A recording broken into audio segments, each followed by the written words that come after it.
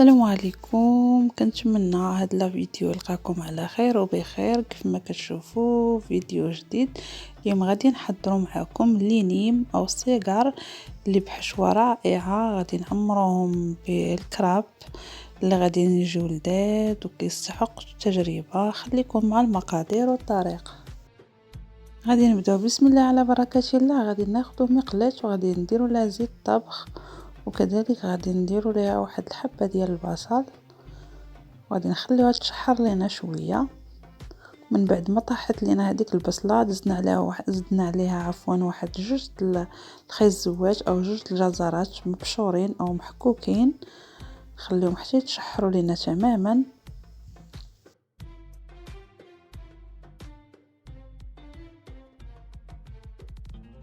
هنايا غادي نضيف واحد الملعقه صغيره ديال البابريكا او التحميره، وكذلك واحد نصف ملعقه ديال الابزار او الفلفل الاسود، وكذلك غادي نضيف واحد معلقه صغيره ديال الكركم او الخرقوم عرق. غادي نحرك العناصر مع بعضياتها، وغادي نضيف للخليط واحد نصف ملعقه ديال بودره الثوم،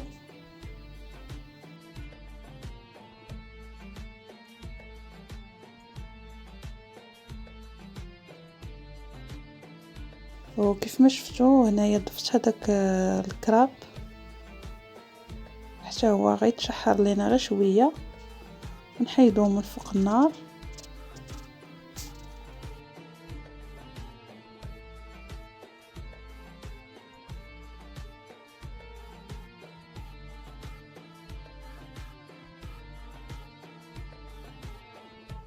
وغادي نضيف القليل من الملح كيبقى على حسب الذوق.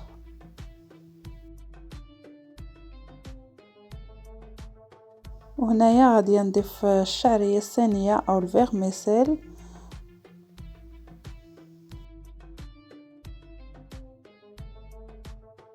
بعد ما تشحر ليا الخليط في المقلاة تماما، هنا كنسرحو في هذا البلاطو. بعد ما برد لينا شويه غادي نضيف ليه الزيتون اللي قطعته قطع صغيره، وكذلك الحامض مصير مقطع قطع صغيره، وكذلك واحد المعلقه صغيره ديال الهريسه والصوص الحاره، وكتبقى على حسب الذوق.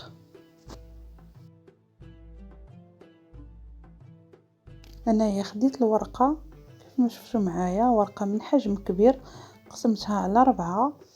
هذا غير ربع ديال الورقه كيف ما شفتوا، وكندهنها بالقليل من الزيت. ودائما الطبقه اللي كتكون حرشه كتكون من الفوق، اللي كتكون رطبه كتكون من الاسفل. وكنبدا نعمر لهنا اللينيم ديالي، وكنسد بالماء والدقيق في الاخير كيف ما شفتوا، ونستمر بنفس الطريقه.